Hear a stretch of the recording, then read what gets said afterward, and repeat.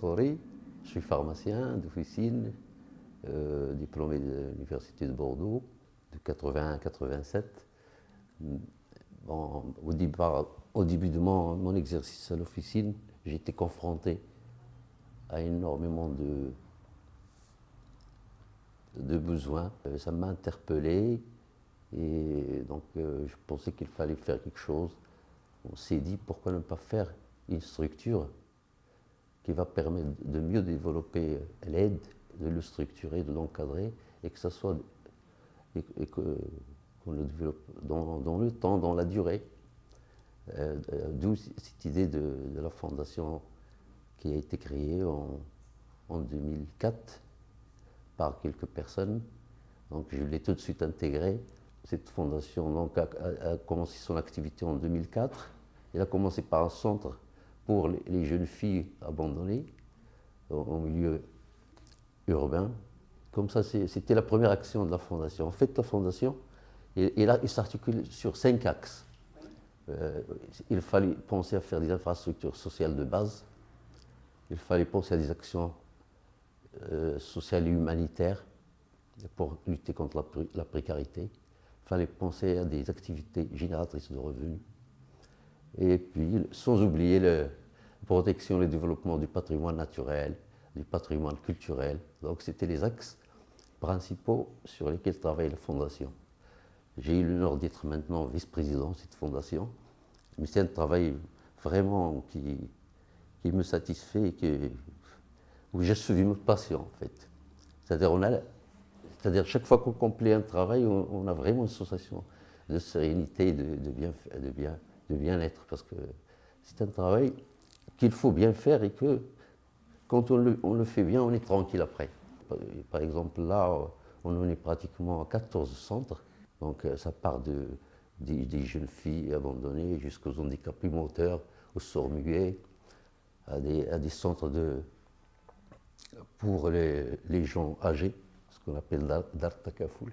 Le centre aujourd'hui des handicapés moteurs du jour, on en est à 2, et qui sont insuffisants parce qu'il y a tellement de demandes. Bon, il y a aussi un centre de dialyse. En fait, ce centre de dialyse avec Dar Takafoul et un certain nombre d'autres structures, on a essayé de les mettre dans un seul endroit. C'est ce qu'on a appelé un centre social intégré. Je pense que c'était le premier au Maroc. Il a été d'ailleurs inauguré par Sa Majesté. Et donc, ce centre aujourd'hui fonctionne et on est très satisfait du travail qui est fait. Voilà, donc c'est des aides un petit peu spontanées qu'on le faisons comme ça. Donc chaque fois qu'on identifie un besoin, on essaie d'y répondre avec le maximum enfin, il faut bien le faire en fait. Et pour l'instant, on est très content de tout le travail qui a été fait, qui continue à être fait par les gens de la Fondation.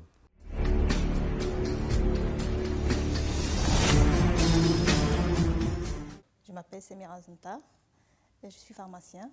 J'ai fait mes études à la faculté de médecine et de pharmacie à Rabat. J'ai commencé par les tenues traditionnelles parce qu'on voit pour l'instant qu'il y a beaucoup de découpes modernes dans les tenues traditionnelles.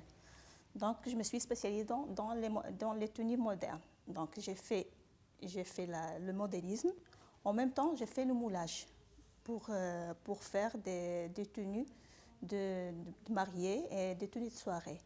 Donc j'ai trouvé que j'avais un vrai talent, donc ils m'ont encouragée, mes profs, pour faire des défilés, pourquoi pas. J'ai un autre patient, je l'ai découvert en même temps que le stylisme, parce que lorsque j'ai fait mes croquis, je vois qu'ils sont bien réussis.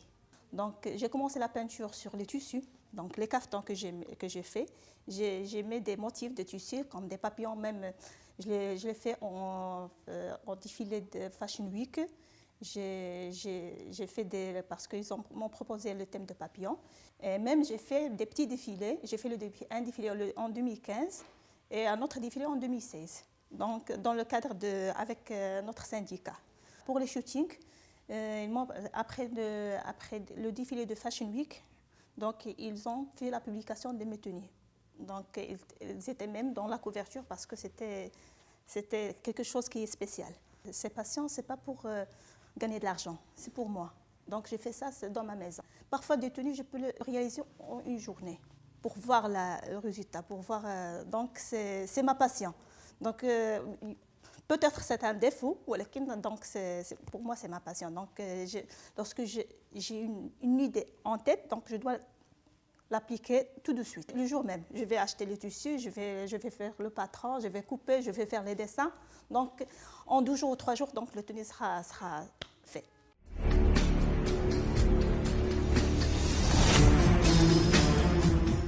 Je suis Houda Mendor, pharmacienne de formation. Je fais mes études à l'Académie de médecine de Moscou. Depuis mon enfance, j'étais très manuelle.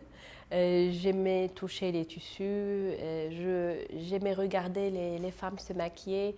Vraiment, ça me tentait depuis mon jeune âge. Après un moment, à la pharmacie, j'avais eu une maladie, j'avais eu une paralysie totale pendant 1 an et demi et j'avais perdu la finesse des mains. Et c'est là où je me suis retrouvée au stylisme, choix des couleurs et des tissus. Je me suis retrouvée dans un autre domaine. Je suis devenue styliste à un moment. Grâce à ma pharmacie et tout, je me suis retrouvée dans tout ce qui est conseil beauté, conseil produits et tout, tout ce qui est cosmétologie. Alors à un moment, j'ai vu que je suis devenue cosmétologue au sein de ma pharmacie. À un moment, je me suis retrouvée dans le maquillage. J'ai fait une formation de maquillage pro pour développer ce côté conseil à la pharmacie. By accident, je me suis retrouvée à la coiffure studio et c'est là où j'ai commencé à maquiller des mannequins. Et du maquillage, je suis passée à l'habillage des mannequins. Et c'est de là où est venue l'idée de faire du coaching en images. J'ai fait des formations à Paris, à l'École supérieure de Reloukim de Paris et Cordula Conseil avec la fameuse Christina Cordula. Et une fois au Maroc, je me suis, à travers une amie qui a eu le cancer, je me suis trouvée entre un cercle d'amis de l'association des Amis de Ruban Rose, avec qui j'organise des ateliers de coaching en images pour donner du sourire à ces femmes, à ces gentilles femmes qui ont un grand cœur et qui ont besoin d'un accompagnement. Donc je m'épanouis vraiment avec eux, surtout en les voyant joyeuses, avec les conseils que je leur donne, au choix de leur perruque, choix de leur maquillage, de leur habit, vu que leur image peut être touchée surtout les côtés, que ce soit leur poids, changement de morphologie, changement de teint, perte de cheveux. Donc, je les accompagne avant leur chimio pour leur donner les conseils pour ne pas avoir beaucoup d'effets indésirables au niveau après le traitement, et au moment du traitement, et aussi leur vie après le cancer. Je passe à la radio déjà, tous les mardis avec Ahmed Radio, avec Soukaina Slimawish. Je trouve que les gens s'intéressent, ils sont prêts au changement et tout le monde maintenant est soucieux de son image.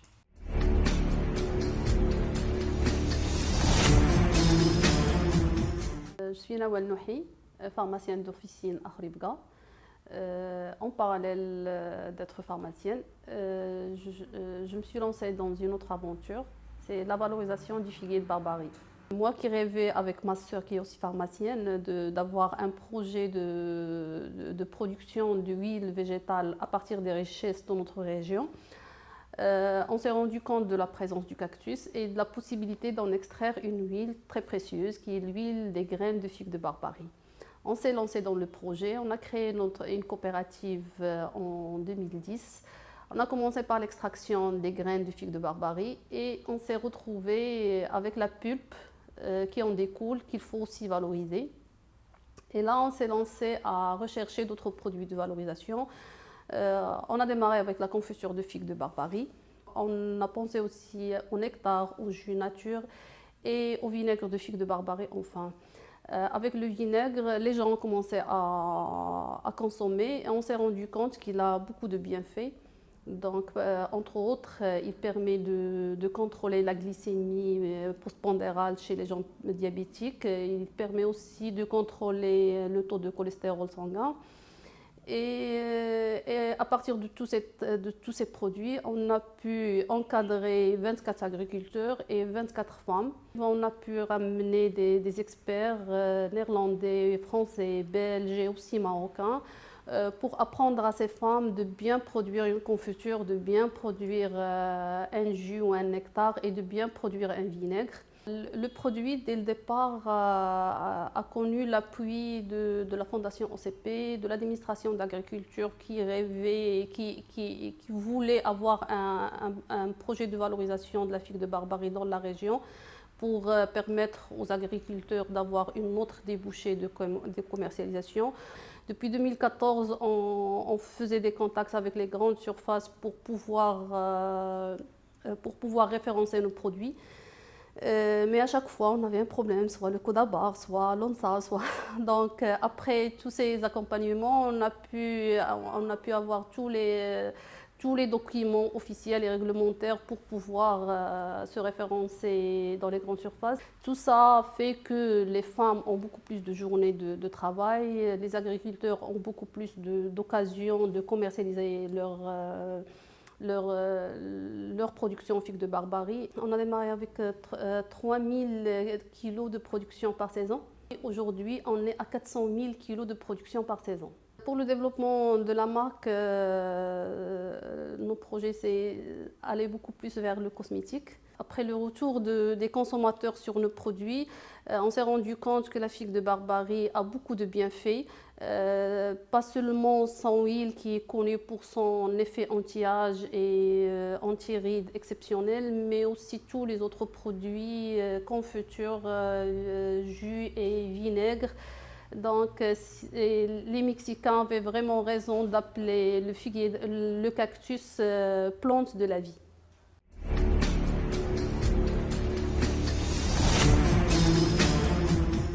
Je m'appelle Marzouki Rachid, je suis pharmacien d'officine, diplômé de la faculté de pharmacie de Dakar.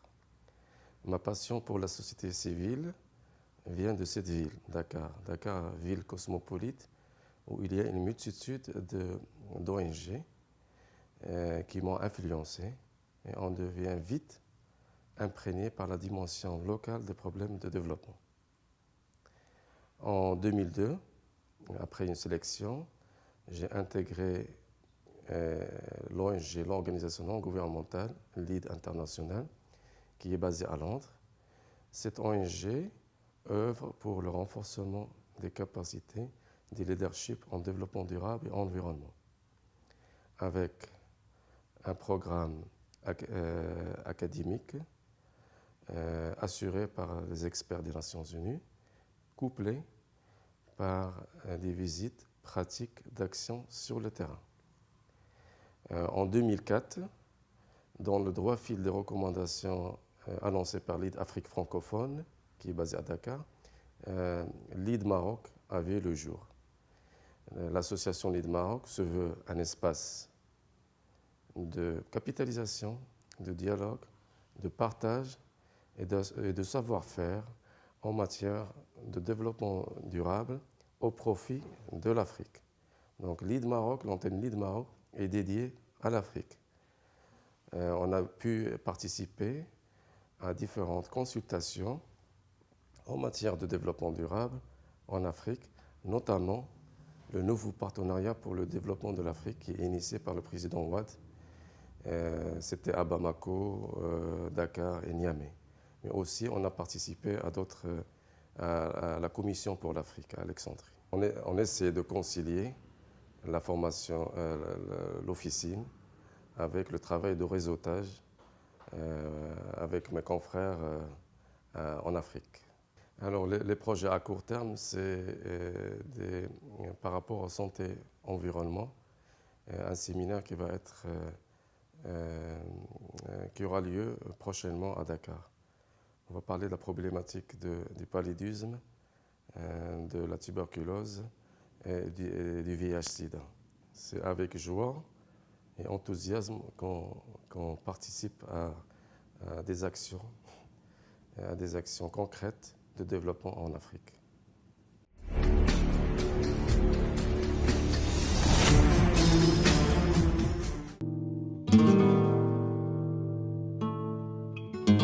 حسن عطش. في تأمل دائم وبعد نظر ثاقب وتفكير رزين ينطلق حسن عطش ابن العاصمة العلمية فاس العالمة إلى دروب الحياة والتفاني في خدمة الآخر ومده بالتفاؤل، ويوطد ارتباطه بأكبر وأعرق جامعة بالتاريخ، إنها جامعة القرويين. فبمسجدها وعلمها وعبقها والذي يمتح منه وعلى الدوام ليحركه صوب صاحبة الجلالة مهنة المتاعب، والتي عشقها دون طول انتظار فأسكنه هوسها بغيرة على مدينته وحاضنته فاس. فبين دروب الحاضرة الروحية للمملكة المغربية وأزقتها يصول بأكثر من جولة روتينية يقوم بها حسن عطش. إنها رحلة العشق الأزلي والذي يمده بالأصالة والتراث، والتي يتألم لألم ساكنتها ويفرح برهة من الوقت لتحقق انتظارات صناعها وفاعليها، وهي أحوال تحرك وعيا نضاليا مجتمعيا لا يستكين إلا برسم قلمه لملامح استشرافية لغد أفضل لأرض المنشأ والحياة. الآن الأهم هيبة هذا الصرح الحضاري والذي ارتبط مساره بعشق إعلامي. الأهم هيبة هذا الصرح الحضاري والذي ارتبط مساره بعشقه إعلاميا وإنسانيا ونضاليا، ليفصح عن إعجاب لنا بشخصه الكريم المتواضع عبر هذه الشهادة في حق زميلي وصديقي نقيب صيادلة فاس حسن عطش.